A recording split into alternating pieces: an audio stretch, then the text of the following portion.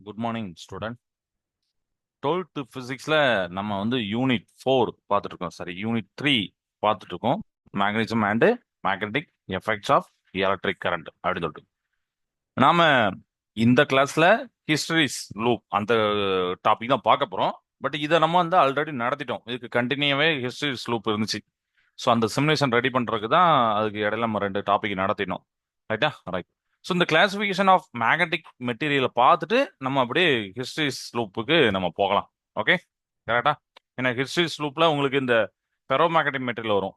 அந்த ferro magnetic material என்ன அப்படிங்கிறத இந்த கிளாசிஃபிகேஷன் நம்ம லேசா பார்த்துட்டு போகும்போது ரொம்ப உங்களுக்கு அண்டர்ஸ்டாண்டாக இருக்கும். Okay, right.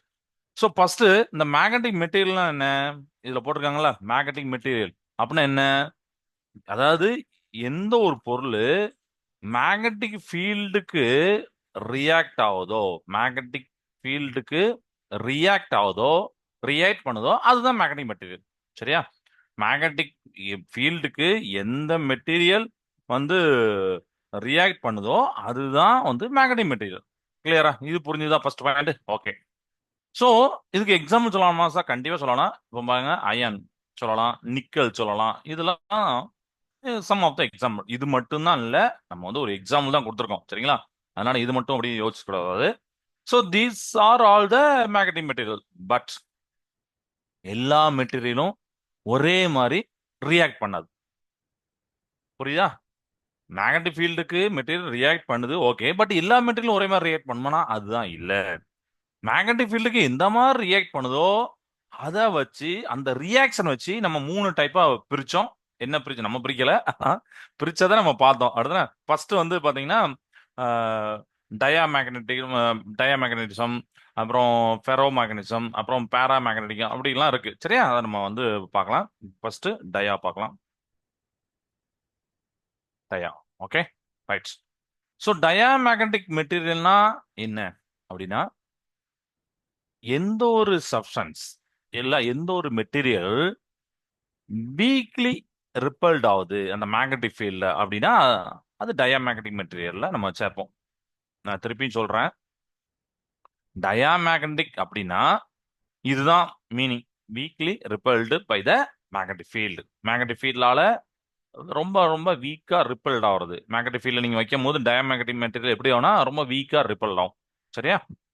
அப்போ நீங்க ஒரு ஒரு டயாமேக்னெட்டிக் சப்ஸ்டன்ஸ் இருக்கு, அது ஸ்ட்ராங் மேக்னெட் பக்கத்துல கொண்டு போறீங்க, என்ன நடக்கும்னு இப்போ உங்களுக்கு தெரிஞ்சு போச்சு. என்ன நடக்கும்?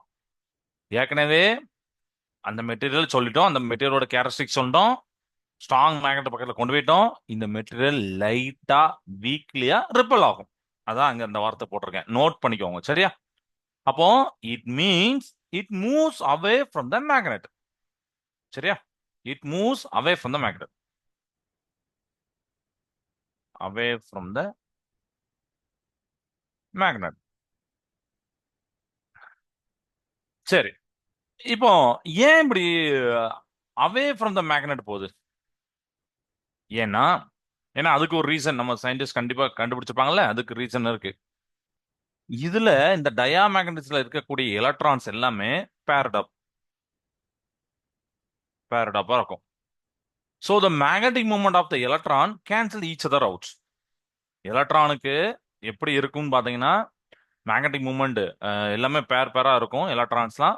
அதோட எப்ப மேக்னெட்டிக் மூவ்மெண்ட் ஒவ்வொரு எலக்ட்ரான் மேக்னெட்டிக் மூவ்மெண்ட் என்ன ஆகும், அந்த பேரலால கேன்சல் ஆயிரும். So there is no magnetic and there is no net magnetic movement அப்படி போடுறோம். There is no net magnetic movement. ரொம்ப இம்பார்ட்டன்ட் பாயிண்ட்லாம் எழுதிட்டேன், நீங்க அப்படியே ஸ்கிரீன்ஷாட் எடுத்துக்கோங்க, இல்ல நோட் பண்ணிக்கோங்க. கிளியரா? அப்போ there is no net magnetic moment அப்படின்னா இது எங்க அப்படின்னா இந்த absence of external magnetic field. அதாவது எக்ஸ்டர்னல் மேக்னெட்டிக் ஃபீல்ட்ல இருக்கும் போது உங்களுக்கு வந்து என்ன ஆகுதுன்னா, இந்த there is no net magnetic movementனா அந்த மேக்னெட்டிக் ஃபீல்ட்ல கொடுக்கும் போது உங்களுக்கு அந்த மேக்னெட்டிக் மூவ்மெண்ட் கேன்சல் ஆயிருது. மேக்னெட்டிக் ஃபீல்ட்ல கொடுக்கும் போது மேக்னெட்டிக் மூவ்மெண்ட் கேன்சல் ஆயிருது. கிளியர் ஆயிட்டா? இது வந்து ஆப்சன்ஸ் ஆஃப் எக்ஸ்டர்னல் மேக்னெட்டிக் ஃபீல்ட்ல சொல்றோம். சரி, இப்போ நம்ம வந்து மேக்னெட்டிக் ஃபீல்ட் கொடுத்தா என்ன சார் ஆகும்? there is no magnetic net magnetic moment in the absence of external magnetic field அப்படின்னு சொல்லியாச்சு. அப்படி இருக்கும்போது அப்ப மேக்னெட்டிக் ஃபீல்ட் கொடுத்தா என்ன சார் ஆகும்? ஒரு கொஸ்டின் ரைஸ் ஆகுதா? ஸோ நான் அப்ளை பண்றேன் டயாக்கு. நான் வந்து என்ன பண்றேன்னா மேக்னெட்டிக் ஃபீல்ட் அப்ளை பண்றேன். நீங்க ஆப்சன்ஸ்ல தேர் இஸ் நோ மேக்னெட்டிக் சொல்லிட்டீங்க. இப்போ மேக்னெட்டிக் ஃபீல்ட் கொடுக்க போறீங்க. ஒரு ஸ்மாலான ஆப்போசிங் மேக்னெட்டிக் மூமெண்ட் இன்டியூஸ்டு ஆகும். மேக்னெட்டிக் மூமெண்ட் இன்டியூஸ்டு ஆகும். இந்த induced magnetic field external magnetic field oppose பண்றதுனால தான் மெட்டீரியல் ரிப்பல் ஆகுது. இப்போ புரிஞ்சுதா? ஸோ இதுக்கு வந்து நம்ம வாட்டர் சொல்லலாம். வாட்டர் நம்ம சாதாரணமாக பார்க்க முடியாது. நம்ம பெரிய பெரிய லேப்ல ரொம்ப ஹை மேக்னெட்டிக் ஃபீல்டில் வச்சு தான் பார்க்க முடியும். சரியா? கோல்டு இதெல்லாம் ரிப்பல் ஆகிறதெல்லாம் நம்ம ரொம்ப அந்த மாதிரி பெரிய லேப்ல நிறைய மேக்னெட்டிக் ஃபீல்டை கொடுத்து நம்ம பார்க்கலாம். இந்த மாதிரி material and most organic compounds எல்லாமே டயா மேக்னெட்டிக் தான்.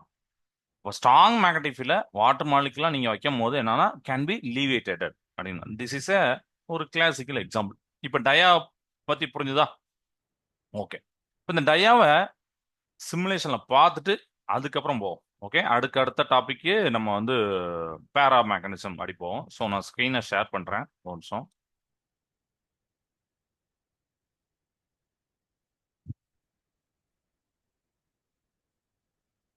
ஸோ இதுதான். இப்போ இதில் வந்து நம்ம வந்து ஃபர்ஸ்ட் என்னன்னா அந்த ஏற்கனவே படிச்சது அந்த இன்ட்ரோடக்ஷன்ல பார்ப்போம். மேக்னடைசேஷன் என்னன்னா magnetic dipole moment per unit volume of the material. And magnetic ஃபீல்ட்னா magnetic field strength apply to the material. Magnetic susceptibility dimensional quantity that இண்டே how much material will become magnetized in applied magnetic field. நம்ம already படிச்சதை recall பண்றதுக்காண்டி இதை நம்ம பார்த்துக்கலாம். Dia magnetic material இப்போ நம்ம பார்த்தோமா, material that create a induced magnetic field in opposition to the external applied magnetic field. ஓகேவா? ஸோ அதோடைய அந்த ஜையோடைய வேலையெல்லாம் போட்டிருப்பாங்க. ஸ்மாலாக இருக்கும், நெகட்டிவ். நம்ம புக்கில் பின்னாடி அந்த டேபிளர் காலத்தில் எல்லாம் இருக்கு. காப்பர், கோல்டு, வாட்டர், டைமண்ட் இதெல்லாம் எடுக்கலாம். ஸோ டயா மேக்னடிசம் பார்க்கலாமா? ஓகே, பாருங்க. இங்க வந்து ஒரு டயா மேக்னடிக் அப்படின்னு போட்டிருப்பாங்க. அந்த மேக்னட்டை காமிச்சிருப்பாங்க. இதுல எலக்ட்ரான் அந்த மைக்ரோஸ்கோப் வியூ போட்டிருப்பாங்க. இப்போ நான் என்ன பண்றேன் பாருங்க. இப்போ மேக்னெட்டிக் ஃபீல்ட் ஸ்ட்ரென்த் வந்து ஹச் எக்ஸ்டர்னல் 0. நான் கொஞ்சம் கொஞ்சமா கூட்டுறேன். நீங்களே பாருங்க என்ன நடக்குன்னு பாருங்க. என்ன நடந்ததுன்னு தெரியுதா? சரியா பார்க்கலையா? இப்போ வாங்க திருப்பி காமிக்கிறேன். திருப்பி அந்த அந்த ஆரோ மார்க்கோட பொசிஷன் பாருங்க, டயாமேக்னெட் பாருங்க. இப்போ நான் கொஞ்சம் கொஞ்சம் ஆன் பண்றேன்.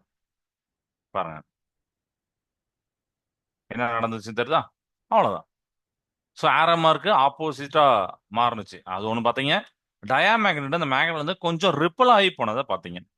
இதுதான் டயாமேக்னெட்ஸ்ல நம்ம பார்க்கக்கூடிய இம்பார்ட்டன்ட் பாயிண்ட்ஸ். இது வரைக்கும் கிளியர் ஆயிருக்கா? ஓகேப்பா. நம்ம கொஞ்சம் குயிக்காவே பேரா போவோம். ஏன்னா ஹிஸ்டரி ஸ்லூப் நம்ம பார்க்க வேண்டியிருக்கு. இப்போ அடுத்து நெக்ஸ்ட் பேரா. பேரா மேக்னட்டிசம், மேக்னெட்டிக் மெட்டீரியல். பேரானா இது weakly attracted. Weakly attracted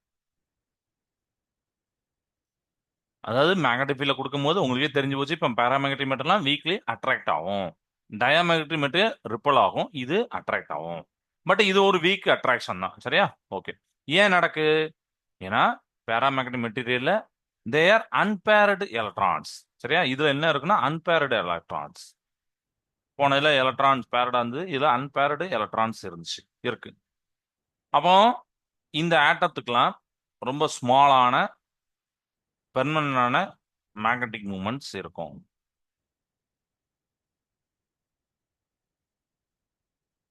பெர்மனன்டா magnetic moment இருக்கும். Okay, but these moments are randomly oriented. நம்ம அதையும் பார்க்க போறோம். இந்த மூமெண்ட்லாம் எப்படி இருக்குன்னா ரேண்டமா அந்த ஆரோ மாதிரி பார்க்கலாம். அதான் சரியா, ரேண்டமா ஓரியன்டட் இருக்கும். அதனால வழக்கம் போல இதுலயும் நெட் வந்து என்ன போட்டோம்னா 0. உங்களுக்கு புரிய கண்டு ஸ்டார்ட் ஆகிருக்கேன். Net magnetic movement 0. Okay, right. அப்போ அடுத்து என்ன பண்ணுவீங்க? எக்ஸ்டர்னல் ஃபீல்டு அப்ளை பண்ணுவீங்க. இந்த பேரா சப்ஸ்டன்ஸ் வைப்பீங்க. அப்போ இதுல ஒரு டைனியான மேக்னெட்டிக் மூவ்மெண்ட்ஸ் இருக்கும். அந்த டைனியான மேக்னெட்டிக் மூவ்மெண்ட்ஸ் என்ன பண்ணுனா இந்த எக்ஸ்டர்னல் மேக்னெட்டிக் ஃபீல்ட, ஏன்னா ஏற்கனவே அங்க யார் இருக்கா? அன்பேரட் எலக்ட்ரான் ஸ்மால் பெர்மனன்டான இருக்கு. நீங்க கொடுக்கறதுக்கு முன்னாடி அங்க ஒரு ஆள் இருக்காரு, ஆனா நெட் ஜீரோ இருக்கும். ஏன்னா ரேண்டம் டைரக்ஷன் இருக்குன்னா நெட் ஜீரோ இருக்கும். But already there is some ஒரு small magnetic moment is there in there, ரைட்டா? ஸோ அப்போ அந்த மேக்னெட்டிக் மூமெண்ட் என்ன பண்ணும், இந்த எக்ஸ்டர்னல் ஃபீல்டு கூட அலைன் பண்ண ட்ரை பண்ணும். So these tiny magnetic moments try to align with the external magnetic field. இதனால உங்களுக்கு என்ன ஆகுதுன்னா ஒரு வீக் அட்ராக்ஷன். இது வந்து ஆரோ மார்க்ல இப்படி போட்டாலும் நீங்க ஒண்ணு ரிப்பல்ஷன் நினைச்சக்கூடாது. அந்த டைரக்ஷன் அலைன் ஆக ட்ரை பண்றதுனால அட்ராக்ஷன் நடக்கும். சரியா? Towards magnet. Aluminium, oxygen இதெல்லாம் நம்ம வந்து எடுத்துக்கலாம். Platinum are good examples. Okay, சரி, இதை பார்க்குமா? இப்போ ஸ்கிரீன் ஷேர் பண்றேன்.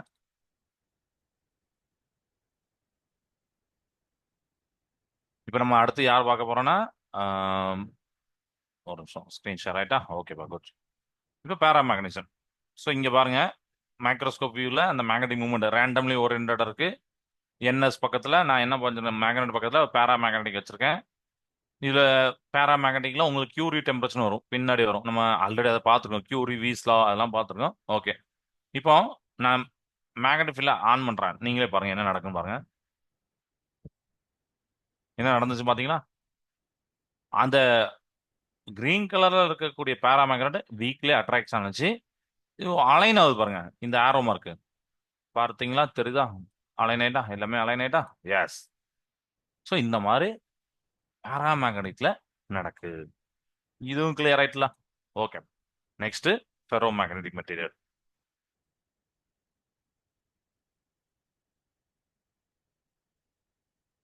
ஃபெரோ, இதெல்லாம் ஒரு ரீகால் மாதிரி நம்ம பண்றோம். Okay, ferro magnetic material most common type வந்து பாத்தீங்கன்னா ஃபெரோ மேக்னெட்டிக் தான். ஏன்னா ஃபெரோ அப்படின்னா ஸ்ட்ராங்லி அட்ராக்டட் அப்படின்னு அர்த்தம். Strongly attracted, okay, by magnetic field. நம்ம டெய்லி லைஃப்ல பார்க்கக்கூடிய மேக்னெட் எல்லாமே இந்த கேட்டகரியில வரும். ஃபெரோ மேக்னெட்டிக் மெட்டீரியல்ல ஆட்டம்த்துக்கு என்ன இருக்குன்னா ஸ்ட்ராங்கான மேக்னெட்டிக் மூமெண்ட் இருக்கும். ஸ்ட்ராங்கான மேக்னெட்டிக் மூமெண்ட்ஸ் இருக்கும். ஸோ இந்த மூமெண்ட் என்ன பண்ணா குரூப்டா இருக்கும். அதனாலதான் நம்ம இதுல பாத்தீங்கன்னா டொமைன் அப்படின்னு ஒரு போடுறோம் உங்க புக்ல. ஏன்னா ஸ்ட்ராங்கான மேக்னெட்டிக் மூமெண்ட்ஸ் இருக்கும் ஃபெரோ மேக்னெட்டிக் மெட்டீரியலுக்கு. இந்த மூமெண்ட்ஸ் எல்லாம் ஒரு ஸ்மால் ரீஜன்ல குரூப்பா உட்காந்துருப்பாங்க. சரியா? These moments are grouped together in a small region called magnetic domain. So நான் ஷார்ட்டா டொமைன் அப்படின்னு எழுதியிருக்கேன். சரியா? புக்லயும் பார்த்துக்கோங்க. அப்போ within the each domain all the magnetic moment are align the same direction. That is, நீங்க ஒரு ஒரு டொமைனை பார்க்கும் போது அதுல இருக்கக்கூடிய எல்லா மேக்னெட்டிக் மூமெண்ட்டும் ஒரே டைரக்ஷன் அலைன் ஆயிருக்கும்.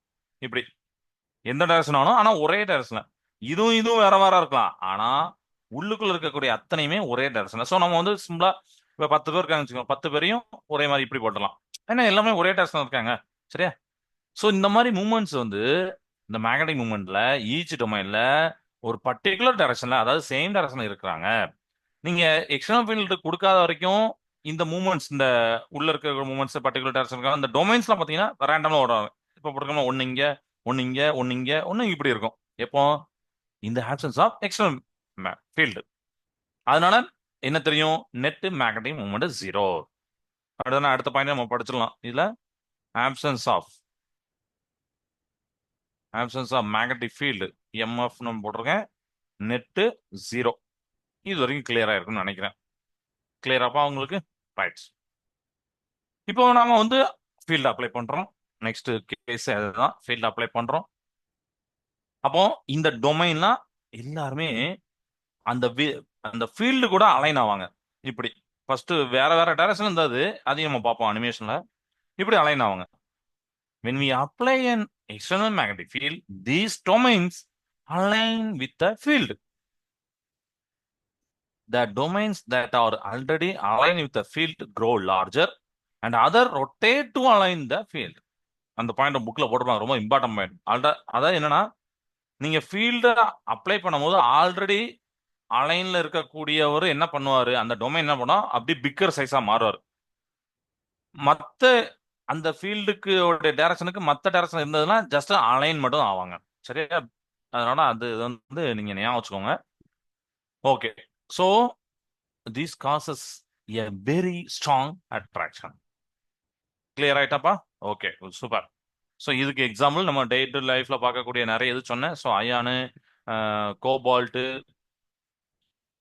நிக்கலு, இதெல்லாம் வந்து நம்ம வந்து இதுக்கு எக்ஸாம்பிளா சொல்லுவோம். இது கிளியர் ஆயிட்டா? ஓகே, இதுல எதுவும் டவுட் இருக்கா? இல்ல இருக்காது, அப்படிதானே? ஓகேப்பா, சூப்பர். ஸோ இது நம்ம அனிமேஷன் பார்க்கலாமா? ஒரே நிமிஷம்.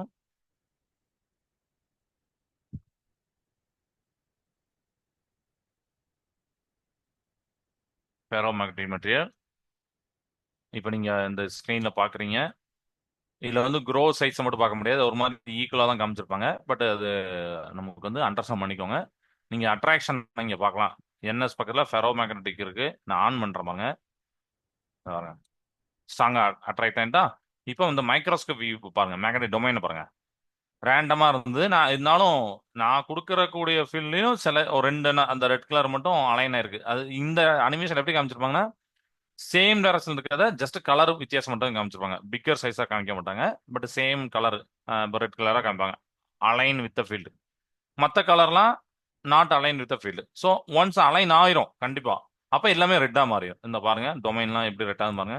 அடுத்த ஒரு 2 மாறும், 3 மாறும், இந்த மாதிரி. கொஞ்சம் இன்க்ரீஸ் பண்ணணும். இந்த வந்துட்டா இந்த பாருங்க, இந்த பாருங்க. இதுல அப்படியே கொஞ்சம் பக்கத்துல வந்துட்டு அலைன் ஆறுக்கு பக்கத்துல வந்துட்டு இதுல கொஞ்சம் ரொம்ப தள்ளி இருந்தாப்ல இங்க பாருங்க. இந்த பாருங்க அலைன் ஆயிட்டா. அவ்வளவுதான். ஸோ இதை தான் இவ்வளோ நம்ம பார்த்தோம். அலைன் ஆயிரும். இதுல க்ரோ சைஸ் பண்றதுக்கு அந்த அனிமேஷனே நமக்கு வந்து க்ரோ சைஸ் பண்ணியிருந்தாங்கன்னா சூப்பராக இருந்திருக்கும். பட் இல்ல ஒன்றும் பிரச்சனை இல்லை. நமக்கு வந்து மைக்ரோஸ்கோப் இப்படி அண்டர்ஸ்டாண்ட் பண்ணா நமக்கு போதும். ஓகே, இது ஃபெரோமேக்னெட்டிக் மெட்டீரியல்ஸ். ஓகேவா? ரைட். ஸோ இப்போ நம்ம அடுத்து ஹிஸ்டரிஸ் லூப் பார்க்க போறோம்.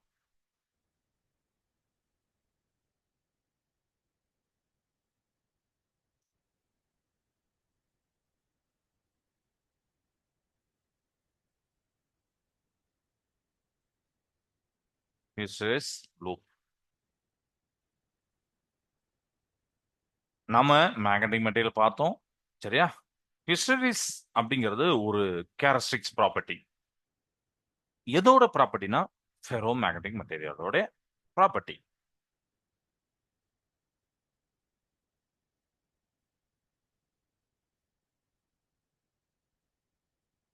இந்த ஹிஸ்டரிஸ் அப்படிங்கிற நேம் கிரீக் வேர்ட்ல இருந்து வந்துச்சுப்பா.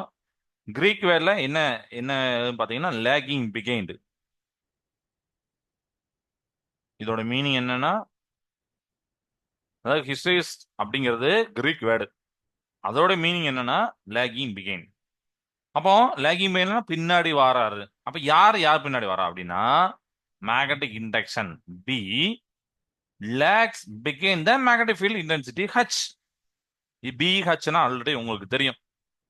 Beena magnetic induction. கிளியரா? இது கிளியராட்டா? ஹச்னா மேக்னெட்டிக் ஃபீல்ட் இன்டென்சிட்டி. ஆல்ரெடி அதோட டெஃபினிஷன் கூட நம்ம பார்த்துருக்கோம் பழைய கிளாஸ்ல. இப்போ கூட இந்த இன்ஃபர்மேஷன் கூட லேசா அதை நான் சொல்லி கொடுத்துட்டேன் இன்ட்ரோடக்ஷன். இல்லாட்டா நீங்க புக்கை நீங்க பாத்தீங்கன்னா உங்களுக்கு தெரியும் மேக்னெட்டிக் இண்டக்ஷன் என்ன, மேக்னெட்டிக் ஃபீல்ட் இன்டென்சிட்டி என்ன, மேக்னெட்டிக் சசபிலிட்டி என்ன அப்படிங்கிறது. ஓகேவா? அப்போ ஃபெரோமேக்னெட்டிக் மெட்டீரியலோடைய ப்ராப்பர்ட்டி ஹிஸ்டரிஸ் அப்படிங்கிறது கிரீக் வேர்ட்ல இருந்து வந்துச்சு. ஸோ மீனிங் லேகிங் பிகைன். ஸோ எது கூட லேகிங் பிகைண்டா இருக்கு பாத்தீங்கன்னா magnetic induction, that is B, lags பிகைன் the magnetic intensity H. Okay, right. So இதை நம்ம அண்டர்ஸ்டாண்ட் பண்றதுக்கு ஒரு கிராஃப் டிரா பண்ணுவாங்க. நம்ம புக்ல பாத்தீங்கன்னா பிஹெச் அப்படிங்கிற ஒரு கிராஃப் போட்டிருப்பாங்க. இது ஹச், இது பி. ஸோ இது மைனஸ் பி, இது மைனஸ் ஹச் போட்டு பார்த்துருப்பாங்க. இது நம்ம நார்மலா பார்க்கக்கூடிய கிராஃப் மாதிரி வராது. இப்படி வந்திருக்கும். அதாவது இங்கேருந்து அப்படியே ரைஸ் ஆகி இப்படி போயிட்டு இப்படி வந்து இப்படி வந்திருக்கும். அதுக்கப்புறம் திருப்பி இப்படி வரும். வேற வேற பாத்துல அப்படி எடுத்து இப்படி வந்திருக்கும். நம்ம புக்ல இருக்கும். அதை நான் எக்ஸ்பிளைன் பண்ண போறேன். அதுல சில இம்பார்ட்டன்ட் டேர்ம்ஸ்லாம் இருக்கு. அந்த இம்பார்ட்டன்ட் டேர்ம்ஸை தனித்தனியா 2 மார்க் 3 மார்க் இந்த மாதிரி கேட்பாங்க. ஓகே, அதனால நம்ம அது எல்லாத்தையும் ரெடி பண்ணிடலாம். ம், ஓகே. இப்போ இது இந்த கிராஃப் உள்ள போறதுக்கு முன்னாடி நீங்க ஜஸ்ட் ஒரு இமேஜின் பண்ணிக்கோங்க. ஒரு ஃபெரோ மேக்னெட்டிக் மெட்டீரியல் இருக்கு. நம்ம பார்த்த அயான் நிக்கல் ஏதோ ஒன்று. ஓகே, ஒரு சொலினாய்டு உள்ள இருக்கு. சொலினாய்டுலாம் தெரியும், அந்த சுருளா இருக்கும், அது உள்ள இருக்கு. அப்ப இந்த சொலினாய்ட்ல கரண்ட் பாஸ் ஆகுது. ரைட்டா? சொலினாய்ட்ல கரண்ட் பாஸ் ஆகுது. அப்ப அந்த கரண்ட் பாஸ் ஆகும்போது என்ன நடக்கும்? மேக்னெட்டிக் ஃபீல்ட் இன்டென்சிட்டி இன்க்ரீஸ் ஆகும். அதாவது ப்ரொடியூஸ் ஆகும். கரெக்ட்டா? ஒரு சொலினாய்ட்ல கரண்ட் பாஸ் ஆகுது. அப்படி பாஸ் ஆகும்போது magnetic field intensity that is H produce ஆகும். புரியுதா? இந்த ஹச்ங்கிற இந்த வேல்யூவை நாம கண்ட்ரோல் பண்ணிக்கலாம். எப்படி கண்ட்ரோல் பண்ணிக்கலாம்னா, யாரை கொடுத்தா இது வருது? கரண்ட் தானே. கரண்டை கொடுத்தா ஹச் வருது. அப்போ ஹச்சை நம்ம கண்ட்ரோல் பண்ணலாம். எதால? ஐயால, தட் இஸ் கரண்டால. அப்ப இந்த ஹச்சினால நீங்க வச்சிருக்க உள்ள மெட்டீரியல் வச்சிருக்கீங்களா, இது மேக்னடைஸ்டு ஆகும். உள்ள இருக்கக்கூடிய அந்த ஃபெரோ மேக்னெட்டிக் மெட்டீரியல் மேக்னடைஸ் ஆயிரும். மேக்னடைஸ்டு ஆனவனே இட் ப்ரொடியூசஸ் மேக்னெட்டிக் இண்டக்ஷன். அப்படியே அந்த பாயிண்ட், கனெக்டிங் பாயிண்ட் புரியுதா உங்களுக்கு? ஸோ ஒரு ஃபெரோ மேக்னெட்டிக் மெட்டீரியல் சொலினாய்டு உள்ள வச்சிருக்கேன். சொலினாய்டில் நான் கரண்ட்டை பாஸ் பண்றேன். Current flowing through the solenoid. It produce the magnetic field intensity H produce ஆகுது. ஓகே, இது வரைக்கும் ஓகே. இந்த ஹச்சை we can control by the current I. ஏன்னா கரண்டை கொடுத்து தான் ஹச்சே வருது. ஓகே. இந்த ஹச்சினால உள்ள இருக்கக்கூடிய மெட்டீரியல் மேக்னடைஸ் ஆகும். ஏன்னா நீங்க மேக்னெட்டிக் இன்டென்சிட்டி கொடுத்தாலும் மேக்னடைஸ் ஆகும்னு பார்த்துருக்கோம். மேக்னடைஸ் ஆகுது. அப்படி மேக்னடைஸ் ஆகும்போது அது என்ன ப்ரொடியூஸ் பண்ணுனா மேக்னெட்டிக் இண்டக்ஷன் பி. இப்போ வந்துட்டு அந்த கிராஃபுக்கு உண்டான 2 பேரும் இம்பார்ட்டன்டான 2 பேரும் வந்துட்டாங்களா? ரைட். இந்த கிராஃபுக்கு இந்த இன்க்ரீஸ் ஆகுது டிக்ரீஸ் ஆகுது கரண்ட் ரொம்ப இம்பார்ட்டன்ட். அதையும் நம்ம பார்க்க போறோம். ஓகே. இப்போ ஃபர்ஸ்ட்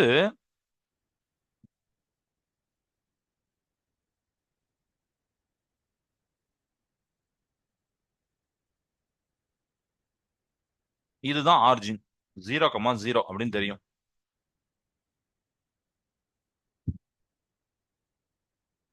அப்படி போட்டிருப்போம்.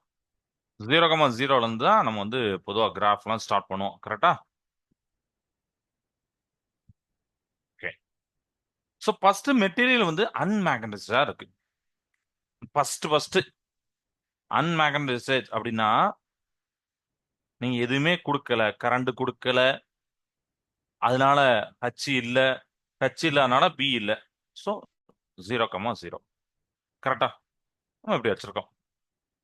இப்போ என்ன பண்ண போறேன்னா கரண்ட் அப்படி நான் ஸ்லோவா இன்க்ரீஸ் பண்ண போறேன். அப்படிதானே? கரண்ட்டை ஸ்லோவா இன்க்ரீஸ் பண்ண என்ன நடக்கும்? யோசிச்சு பாருங்க. கரண்ட்டை இன்க்ரீஸ் பண்ணா இந்த ஹச்ங்கிறது அப்படியே இன்க்ரீஸ் ஆகும். கரெக்டா? ஓகே. ஹச் இன்க்ரீஸ் ஆகுதா நம்ம எப்படி போடலாம் அப்படின்னா இப்படியே போடும் போது இந்த பியும் இன்க்ரீஸ் ஆகும். ஓகே. ஃபர்ஸ்ட் அண்டர்ஸ்டாண்ட் பண்ணிக்கலாம். கரண்ட்டை இன்க்ரீஸ் பண்ணும்போது ஹச் இன்க்ரீசஸ். அப்போ இந்த ஃபெரோ மேக்னெட்டிக் மெட்டீரியலுக்கு மேக்னெட்டிக் டொமைன் என்ன ஆகும்னா அலைன் ஆகும். போன தடவை பார்த்தனால அதனால மேக்னெட்டிக் இண்டக்ஷனும் அதிகமாகும். அதாவது பி இன்க்ரீஸ் ஆகும். ஸோ நான் ஹச்சை இன்க்ரீஸ் பண்ண பியும் இன்க்ரீஸ் ஆகும். அதாவது மோர் அண்ட் மோர் டொமைன் வந்து அலைன் ஆகும். எல்லா டொமைனும் அலைன் ஆயிடுச்சு. அப்போ மெட்டீரியல் ஃபுல்லா மேக்னடைஸ் ஆயிடுச்சு. அந்த பாயிண்ட்ல நம்ம ஹச்சை ஃபர்தரா இன்க்ரீஸ் பண்ணா பி இன்க்ரீஸ் ஆகுது. அதுதான் சேச்சுரேஷன் பாயிண்ட். பிஎஸ் அப்படின்னு போட்டுப்பாங்க. Saturation point. புரியுதா? ஸோ நம்ம புக்கில் இங்க இந்த ஆரிஜின்ல இருந்து எப்படி காமிச்சிருப்பாங்கன்னா ஏ அப்படின்னு போட்டு இங்கேருந்து அப்படியே டாட்டா போட்டிருப்பாங்க. Okay. The magnetic induction of the material increases from point A with the magnet of the magnetic field அப்படின்னு போட்டிருப்பாங்க. ஸோ அதை தான் நம்ம பார்க்க போறோம். அப்படின்னா நான் ஹச்சை இன்க்ரீஸ் பண்ண இங்கேருந்து அப்படியே ஸ்டார்ட் ஆகுது. ஆரிஜின் சொன்னோம்னா இங்கேருந்து அப்படி டாட்டா போட்டிருக்கேன். நம்ம புக்கில் போட்ட மாதிரியே போட்டிருக்கேன். இப்படி போகுது. இங்க போயிட்டு திருப்பி நான் ஹச்சை இன்க்ரீஸ் பண்ணாலும் பி இன்க்ரீஸ் ஆகவே ஆகாது. அப்படியே நிற்கும். அதுதான் சேச்சுரேஷன் பாயிண்ட். சரியா? இந்த பாயிண்ட நம்ம வந்து நம்ம புக்ல போட்டிருந்த சி அப்படின்னு நோட் பண்ணிக்கலாம். இது ஏ அப்படின்னு நோட் பண்ணிக்கலாம். சரியா? அப்படி நோட் பண்ணிக்கிறேன். இப்போ அடுத்து என்ன பண்ணணும்னா சரி கரண்ட் அப்ப நம்ம 0 கொண்டு வரோம். கரண்ட பேக் டு 0 கொண்டு வரோம். உடனே ஹச்சும் 0 ஆயிரும். நம்ம என்ன நினைப்போம்? அப்ப பியும் 0 ஆகணும்னு நினைப்போம். பட் அங்கதான் பி 0 ஆகல. Some of the domain remain aligned. சரியா? இது நான் புக்லயும் நீங்க வந்து அப்புறம் படிச்சுக்கோங்க. நான் சொல்ற கான்செப்டை படிச்சுட்டு புக்கை பாருங்க. ஸோ ஹச்சை டிக்ரீஸ் பண்றேன். அதாவது ஐய ஜீரோ பண்ணிட்டு ஹெச் ஜீரோ பண்றேன். ஓகே. பட் பி ஜீரோ ஆயிருக்கணுமே, ஆகல. ஏன்னா some of the domain remain அலைன்ல இருக்கு.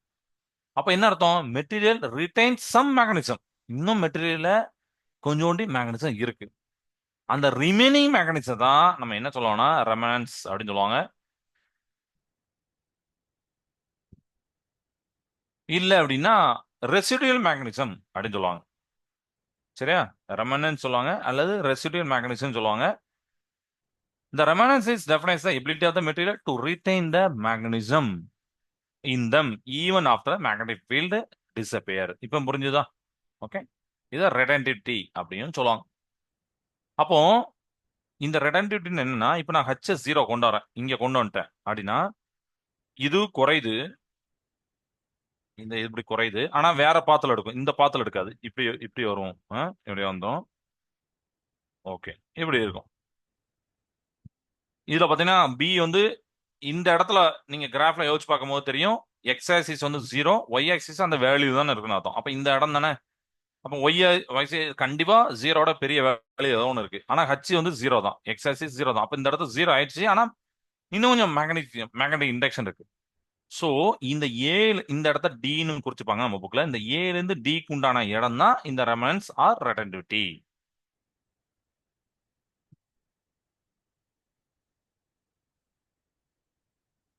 இது புரியுதா? ரெட்டன்டிவிட்டின்னு ஏல இருந்து டி வரைக்கும் இருக்கக்கூடிய ஒரு வேல்யூ இருக்குமா? ஜீரோ வந்து 3 அப்படின்னு ஒரு சும்மா உதாரணம் சொல்றேன். ஸோ அதுதான் ரெட்டன்டிவிட்டி. இந்த பாயிண்டா நம்ம டி அப்படின்னு நோட் பண்ணி வச்சுக்கலாம். சரியா? ஏன்னா ஆல்ரெடி நம்ம இது பின்னு சொல்லிட்டோம், இது ஏன்னு சொல்லிட்டோம், இது அதனால பி நம்ம திருப்பி போடலாம், சி டி அப்படின்னு போட்டுக்கலாம். ஓகே, இது புரியுதாப்பா? ரைட். இப்போ அப்ப சார் இப்போ பிஏ நான் ஜீரோ கொண்டு வரணும், என்ன சார் பண்ணலாம்? பிஏ ஜீரோ கொண்டு வரணும்னா அது இந்த இடத்துல ஜீரோ ஆகும். யோசிச்சு பாருங்க. ஏன்னா ஒய் ஆக்சிஸ் வந்து ஜீரோ ஆயிரும் இந்த இடத்துல. அப்போ to make B zero we need to apply the magnetic field in the opposite direction. அப்போ ஆப்போசிட் டைரக்ஷன் இன்க்ரீஸ் பண்ண போறேன், இப்படி இன்க்ரீஸ் பண்றேன். ஸோ நான் கரண்ட்டை ரிவர்ஸ் பண்றேன். நான் வந்து ஹச்ச நெகட்டிவ் டைரக்ஷன் கொண்டு போறேன். டொமைன் வந்து டி அலைன் ஆகுது, அப்படிதானே? டி அலைன் ஆயிரும். அப்போ சர்டைன் நெகட்டிவ் வேல்யூல என்ன ஆயிரும்னா இந்த பி ஜீரோ ஆயிரு, இந்த இடத்துக்கு இப்படி வந்துரு, இப்படி வந்ததுன்னு வச்சுக்கோங்க, அவ்வளவுதான். பி ஜீரோ ஆயிடுச்சுன்னு அர்த்தம். கிளியர் ஆயிட்டா? அப்போ இந்த பி ஜீரோ ஆனிச்சா, இந்த இடம் அதாவது இந்த ஏ டு இந்த இடத்த நம்ம ஒரு இது குறிப்பாங்க, ஈன்னு குறிச்சிருப்பாங்க. ஏ டு இ பாத்தீங்கன்னா கோயர்சிட்டிவிட்டி அப்படின்னு போட்டுப்பாங்க. ஸோ எனக்கு இடமே இல்லை எழுதுறதுக்கு. இங்க நான் போட்டா புரிஞ்சுக்குமா? ஏஇ நமக்கு அனிமேஷன்ல பார்க்க போறோம், இருந்தாலும் இதுலயும் எழுதுறதுக்கு இடம் வேணும். நான் அழிச்சா நல்லா இருக்காது. ஸோ அதனால இப்படி எழுதியிருக்கேன். ஓகே, கோயர்சிட்டி இங்க வந்துட்டு. அப்போ மேக்னெட்டிக் ஃபீல்ட் இப்போ ஜீரோ ஆயிடுச்சு எப்போ? ஆனா ஹச் வந்து நெகட்டிவ்ல இருக்கு, ஏன்னா கரண்ட் நீங்க ஆப்போசிட் கொடுத்தனால. ஸோ திஸ் வேல்யூ, அதாவது ஹச்சோட அந்த வேல்யூ கோயசிட்டி. போன இதில் பார்த்தீங்கன்னா மேக்னெட்டிக் ஃபீல்டோட வேல்யூ தான் ரெடன்டிட்டி பார்த்தீங்க. இப்போ ஹச்சோட வேல்யூ கோயசிட்டி ஆர் கோயசிட்டி ஃபீல்டு அப்படின்னு கூட சொல்லுவாங்க. இந்த பாயிண்டை நம்ம வந்து இ அப்படின்னு நோட் பண்ணிக்கிட்டேன். ரைட். இப்போ நான் இன்னும் ஃபர்தரா இன்க்ரீஸ் பண்றேன், நெகட்டிவ் ஹச்சை நான் ஃபர்தரா இன்க்ரீஸ் பண்றேன். Material gets magnetise in the opposite direction. Material திருப்பியும் உங்களுக்கு என்ன ஆகுதுன்னா மேக்னடைஸ் ஆகுது. அதாவது மேக்னடைஸ் இந்த மைனஸ் பில் ஆகுது. அப்போ நீங்க இன்க்ரீஸ் பண்ண இந்த இது இங்க இன்க்ரீஸ் பண்றேன்னா அப்படி கிராஃப் எப்படி போகுது, இன்க்ரீஸ் ஆகுதுன்னு அர்த்தம். சரியா? இது இன்க்ரீஸ் ஆகுது, இது இன்க்ரீஸ் ஆகுது. கரெக்டா? இது ஒரு மாதிரி தான் இன்க்ரீஸ் ஆகுது, இப்படி போகும். ஓகே, இப்படி ஆகுது. கிளியரா? ஈவென்ச்சுவலி அங்கேயும் ரொம்ப பெரிய இடத்துக்குலாம் போகாது, ஒரு சேச்சுரேஷன் பாயிண்ட் ரீச் பண்ணியும். சேச்சுரேஷன் அங்கேயும் சேச்சுரேஷன் பாயிண்ட் உண்டு, அதுக்கு மேல அது போகாது. இது வந்து நெகட்டிவ் சேச்சுரேஷன், அது பாசிட்டிவ். இது இது இந்த இடத்த நம்ம புக்ல எஃப் நோட் பண்ணிருப்பாங்க. நீங்க ஹச்ச ஃபர்தரா இன்க்ரீஸ் பண்ணிட்டு இருக்கீங்க, இந்த ஜீரோக்கு அப்புறம் அது பி இன்க்ரீஸ் ஆக ஆரம்பிச்சுட்டு நெகட்டிவ்ல, அதாவது அந்த மெட்டீரியல் வந்து மேக்னடைஸ் ஆயிட்டு இருக்கு, ஆனா ஆப்போசிட் டைரக்ஷன்ல மேக்னடைஸ் ஆயிட்டு இருக்கு. ஓகே, பட் அதுவும் ஒரு குறிப்பிட்ட வேல்யூ வரைக்கும் தான் சேச்சுரேஷன் பாயிண்ட். இப்போ நின்றுட்டு திருப்பி என்ன பண்றீங்க? அவ்வளவுதான். நம்ம என்ன பண்ணலாம்? இப்போ இங்க போயிட்டுனா ஒரு மேக்ஸிமம் வேல்யூ போயிட்டுனா அதுக்கப்புறம் நீங்க இன்க்ரீஸ் பண்ணாலும் நோ யூஸ். அப்ப நம்ம இன்க்ரீஸ் பண்றதுல அவசியமே இல்லை, ஏன்னா அதுக்கு மேல அது வரமாட்டேங்க, பி வரமாட்டேங்க, அவ்வளவுதானே. அப்ப என்ன பண்ணலாம்? இந்த ஹச்ச திருப்பி ஜீரோ கொண்டு போகலாம். கரெக்டா? ஹச்ச திருப்பி ஜீரோ கொண்டு போகும்போது உங்களுக்கு என்ன ஆகுதுன்னா, now if we reverse a H again back to 0, we get negative resonance. சரியா?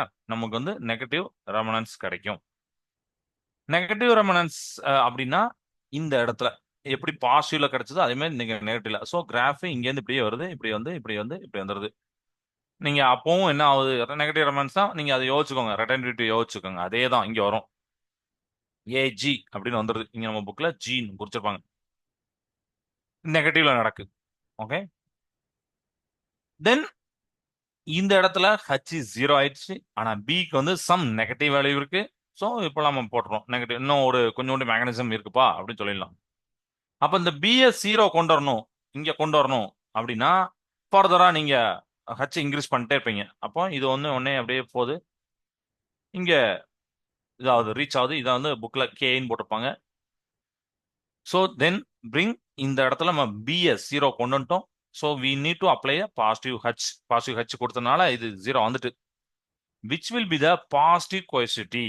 சரியா? அது வந்து என்னன்னா பாசிட்டிவ் கோஎசிட்டி. ஏன்னா இப்ப நீங்க நெகட்டிவ்ல தான் பாத்தீங்க கோஎசிட்டி, இது பாசிட்டிவ் கோஎசிட்டி. அப்ப ஏகே அப்படிங்கிறது negative coercivity, sorry positive coercivity. ஏஇ நெகட்டிவ் கோஎசிட்டி. ஸோ அதெல்லாம் நீங்க அந்த இதெல்லாம் எழுதிக்கோங்க. நான் பாசிட்டிவ் நெகட்டிவ் ரெண்டே ரெண்டு பாயிண்ட் தான், ஆனா ரெண்டு இடத்துலயும் நடக்கும். நெகட்டிவ் நடக்கும், பாசிட்டிவ் நடக்கும், கோஎசிட்டியும் ரெட்டன்டிட்டியும். இது கிளியர் ஆயிட்டப்பா? சரி, இப்ப இங்க ரீச் பண்ணவே என்ன சார் நடக்கும் அப்படின்னா, finally increasing H to positive saturation. இதை நான் ஹச் இன்க்ரீஸ் பண்ணிட்டே இருக்கேன் அப்படின்னா இது ஒன்னே அப்படியே ஹச் பியும் இன்க்ரீஸ் ஆகும். திருப்பியும் சேச்சுரேஷன் பாயிண்ட் ரீச் பண்ணிடும். திருப்பியும் என்ன ஆகாது, உங்களுக்கு வந்து ஸ்டாப் ஆயிரும். மேக்னெட்டிக் இண்டக்ஷன் ஸ்டாப் ஆயிரும். நீங்க ஹச் இன்க்ரீஸ் பண்ணாலும் பாசிட்டிவ் சேச்சுரேஷன் அந்த இடத்துல ரீச் ஆயிடுச்சு. அப்ப இதை மொத்தமா பார்க்கும்போது ஒரு லூப் மாதிரி இருக்கு பாருங்க. இங்க இருந்து போகுது, வேற பாத்தா தான் எடுக்கும். ஒரே பாத்துல வராது, இப்படி போகும், இங்க வரும், அப்புறம் திருப்பி இங்க வரும். ஸோ இதுதான் ஒரு கம்ப்ளீட்டான லூப். அதனால இது பேர் ஹிஸ்டரியஸ் லூப். பாருங்க, ஏல இருந்து சி, சில இருந்து டி, டில இருந்து இ, இல இருந்து எஃப், எஃப்ல இருந்து ஜி, ஜில இருந்து கே, கேல இருந்து பிஎஸ் அப்படிங்கிற அந்த சி கே திருப்பி போயிருது. ஸோ ரெண்டு பிஎஸ், ரெண்டு கோஎசிட்டி, ரெண்டு ரெடன்டிட்டி. இதெல்லாம் புரிஞ்சுதா? ரெடன்டிட்டி என்ன, கோஎசிட்டி என்னங்கிறத நான் சொல்லிட்டேனா? கோஎசிட்டினா இந்த magnet of the reverse magnetizing field for which the residual magnetism of the material. ஏன்னா பாசிட்டிவ் நம்ம பார்த்ததை நம்ம நெகட்டிவும் அந்த சொல்லலாம். நீங்க டைரக்ஷனை மாற்றும் போது அது கிடைக்கும். இது கிளியர் ஆயிட்டா? ஓகே, இப்போ இந்த லூப் ஏன் இம்பார்ட்டன்ட்? நீங்க இந்த என்டையர் சைக்கிளையும் பார்க்கும்போது உங்களுக்கு ஒன்னே ஒன்று தெரிஞ்சிருக்கும். அதாவது பி போக போக ஹச் போக போக பி பின்னாடியே போயிட்டு இருக்கும். பி லேக்ஸ் பிகைன் த மேக்னடிசிங் ஃபீல்டு ஹச். அப்ப லேகிங் பிகைண்டா இருக்கா? மேக்னெட்டிக் இண்டக்ஷன் மேக்னடிசிங் ஃபீல்டு கூட, மேக்னெட்டிக் ஃபீல்டு இன்டென்சிட்டி கூட, அதான் ஹச் கூட பி. அதனால லூப்பு ஹிஸ்டரிஸ் லூப். இப்போ புரிஞ்சுதா? ஹிஸ்டரிஸ் லூப்னா ஏன் பேர் வந்து தெரிஞ்சு போச்சா? லேகிங் பிகைண்டா இருக்கும். ஓகே, ஏன் இந்த லூப் இம்பார்ட்டன்ட்? ஏன்னா சிக்னிஃபிகன்ஸ் நம்ம கண்டிப்பா தெரிஞ்சுக்கணும். ஏன் இந்த லூப் ரொம்ப இம்பார்ட்டன்ட்னா, உங்களுக்கு ஒரு சாதாரணமா போட்டிருக்கேன். நீங்க புக்கை பார்த்தா நல்ல ஒரு அழகா போட்டிருப்பாங்க. ஓகே, நமக்கு இங்க அனிமேஷன் பார்க்கும்போது கலர்ஃபுல்லா தெரியும். ஏன் இம்பார்ட்டன்ட்னா, இந்த ஹிஸ்டரிஸ் லூப்ல நிறைய இன்ஃபர்மேஷன் ஒரு மெட்டீரியல் பத்தி இருக்கும்பா. உதாரணத்துக்கு இந்த லூப் இப்படி க்ளோஸ்டா இருக்கா, இதுதான் அதோட ஏரியா. சரியா? இந்த area enclose by the loop represent the energy lost per unit volume during one cycle of magnetization. Magnetization ஆகுதா, பாசிட்டிவ் நெகட்டிவ் நம்ம ரெண்டு பாசிட்டிவ் கொடுக்குறோம், ரிவர்ஸ் கொடுக்குறோம். ஸோ இந்த டைம்ல அது வந்து எந்த அளவுக்கு எனர்ஜி லாஸ் பண்ணுது அப்படிங்கிற அந்த ஏரியா வச்சு பார்த்துடலாம். எனர்ஜி வந்து ஹீட்டா டிசிபேட் ஆகும். ஸோ இதெல்லாம் ஹிஸ்டரியஸ் லாஸ் அப்படின்னு சொல்லுவாங்க. அடுத்து hard and soft material. Soft மெட்டீரியலுக்கு பார்த்தீங்கன்னா இந்த ஹிஸ்டரியஸ் கொஞ்சம் நேரமா இருக்கும். இப்போ நம்ம பார்த்ததே இந்த மாதிரி இருக்குன்னு வச்சுக்கோங்க. பட் நீங்க ஹார்டு மெட்டீரியல் பார்க்கும்போது இது ஒய்டா தான் போயிருக்கும். அதையும் நம்ம அனிமேஷன் பார்க்கலாம், ஒய்டா இருக்கும்.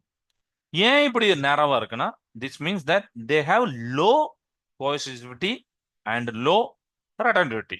ரொம்ப ரொம்ப லோவா வேல்யூ தான் இருக்கும். So they are easy to magnetize and demagnetize. Soft magnetic மெட்டீரியலை நீங்க ஈஸியா மேக்னடைஸ் பண்ணிடலாம், அதே நேரத்தில் ஈஸியா டிமேக்னடைஸ் பண்ணிடலாம். இதை எங்கெல்லாம் யூஸ் பண்ணாங்க? இந்த சாஃப்ட்வேர்லாம் பார்த்தீங்கன்னா டிரான்ஸ்ஃபார்மர் கோர்ஸ் அதில் யூஸ் பண்ணாங்க. அதில் பார்த்தீங்கன்னா நம்ம வந்து மேக்னடிசம் டைரக்ஷனை மாற்றிக்கிட்டே இருக்க வேண்டியிருக்கு. Where we need to choose the magnetism direction quickly transformer கோரில். அதனால அந்த இடத்துல இது பண்ணுவாங்க. சாஃப்ட் மேக்னெட்டிக் மெட்டீரியல் யூஸ் பண்ணாங்க. லோ கெப்பாசிட்டி ரோல் ரெடிட்டி இருக்கும். நேரோ அதோடைய லூப் வந்து நேரோ இதாக இருக்கும். இது கிளியர்ட்டா. நெக்ஸ்ட் ஹேண்டில் ஹார்டுக்கு பார்த்தீங்கன்னா ரொம்ப வைடா இருக்கும்.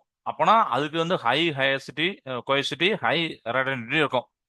இதை மேக்னடைஸ் பண்றது ஹார்டு. ஆனா ஒன்ஸ் மேக்னடைஸ் பண்ணிட்டீங்கன்னா அது மேக்னடைஸ்ல பெர்மனண்டா இருக்கும். They stay magnetised permanently. அப்போ பெர்மனன்ட் மேக்னெட்டை கிரியேட் பண்றதுக்கு they are use to make permanent magnets. யாராவது எங்கேயா இன்டர்வியூல இல்ல 1 மார்க்ல கேட்கறாங்கன்னா இது சொல்லுங்க. இப்ப பெர்மனன்ட் மேக்னெட்ல இந்த நமக்கு ஃபெரோ மேக்னெட் தான் அது கிளியரா தெரிஞ்சு வச்சு.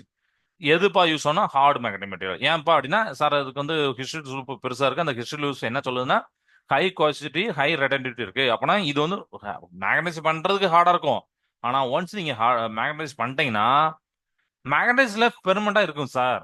அதனால நம்ம பெர்மனன்ட் மேக்னெட் இதை யூஸ் பண்ணலாம் சார் அப்படின்னு நீங்க சொல்லலாம் ஹார்ட் மேக்னெட்டிக் மெட்டீரியல்.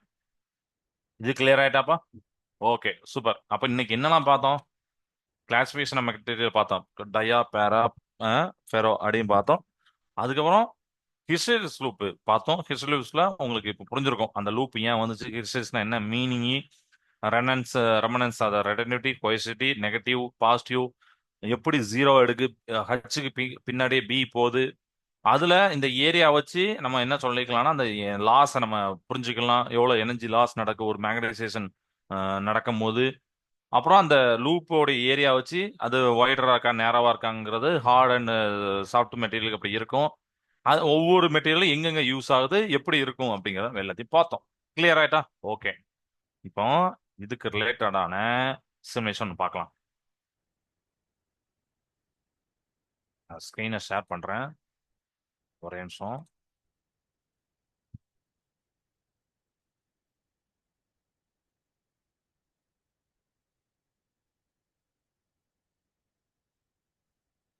இந்த இந்த கிராஃப்ல இதுல என்னெல்லாம் நடந்துக்குன்னு நான் சொல்றேன்.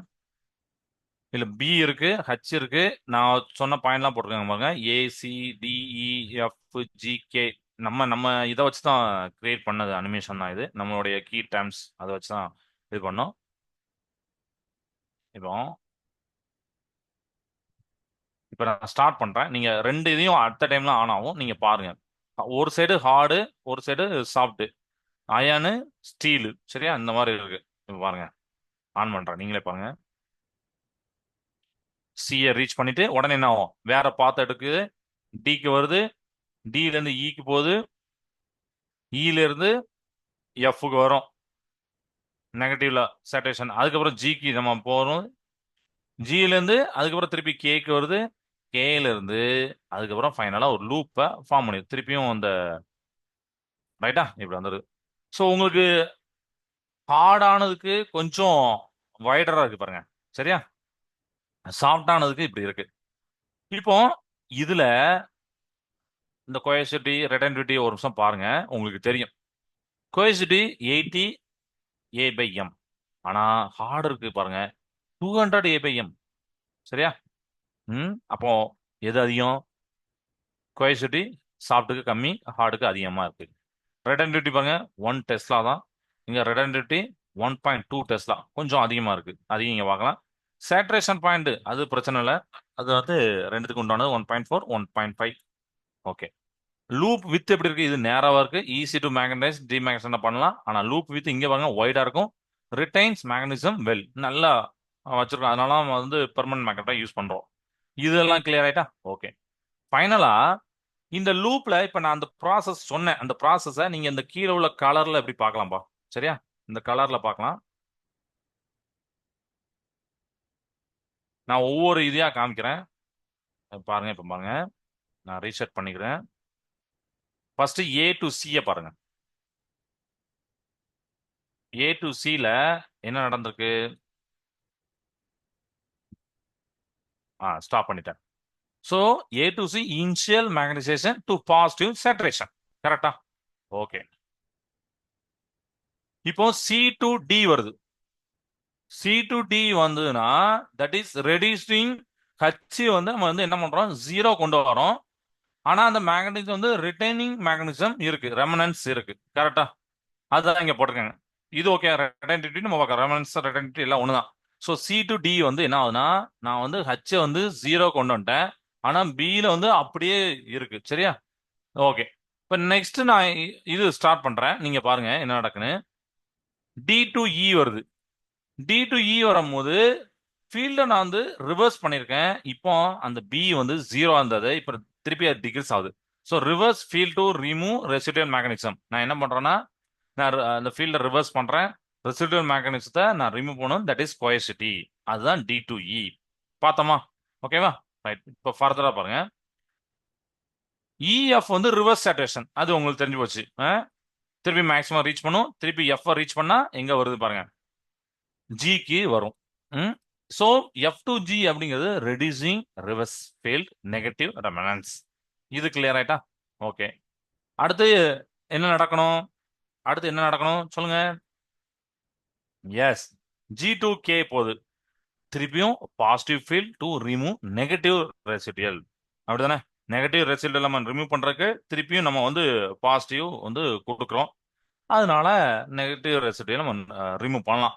ஸோ அதனால பி இன்க்ரீஸ் ஆகுது, ஃபர்தரா இன்க்ரீஸ் ஆகுது. இந்த இடத்துல இண்டக்ஷன் 0 ஆயிருது. கேல பி 0 ஆயிரும், ஹச் மட்டும் ஒரு பாசிட்டிவான வேல்யூ இருக்கும். அதான் போட்டிருப்பாங்க return to positive saturation K to C. இப்போ கே டு சி போகுது, பாசிட்டிவ் சேச்சுரேஷன் போகுது, லூப் கம்ப்ளீட் ஆக போகுது. பாருங்க, அவ்வளவுதான். புரியுதாப்பா? ரைட். ஸோ இதுதான் இந்த ஹிஸ்டரிஸ் லூப். இதெல்லாம் உங்களுக்கு கிளியர் ஆயிட்டா? ஓகே. இது இந்த அனிமேஷன் ரெடி பண்றதுக்கு தான் அந்த இடையில ரெண்டு டாபிக். ஏன்னா அவ்வளவு சீக்கிரத்தில் இந்த அனிமேஷன் வரல. நிறைய அந்த வளைவுலாம் வராம ஃபர்ஸ்ட் ஸ்ட்ரெயிட் ஸ்ட்ரெயிட் லைனா வரும். அப்புறம் அந்த டெஃபினிஷன்லாம் மாறிடுது. நிறைய கஷ்டப்பட்டு இந்த இதை பண்ணி வச்சிருக்கு. அதனால அந்த ரெண்டு டாபிக் நம்ம இடையில எடுத்தோம். ஓகே. இப்போ இது ஹிஸ்டரி ஸ்லூப் உங்களுக்கு புரிஞ்சு வச்சு, நம்ம அடுத்த கிளாஸ்ல இன்னொரு டாபிக்கை நம்ம பார்ப்போம். சரிங்களா? கிளாஸ் நேரம் செய்த வாழ்க பாரதம், வெல்க தமிழகம். நன்றி, வணக்கம்.